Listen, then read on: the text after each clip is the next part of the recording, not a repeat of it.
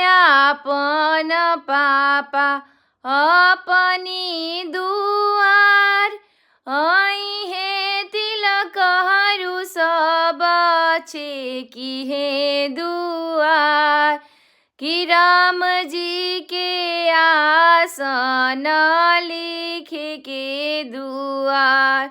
बैठले बेटा के पापा जजीमा डासाय जंघिया कवन बेटा कचरेले पान कि राम जी के आसन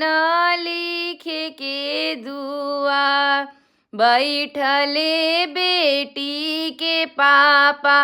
छतरी डासाय जंघिया कवन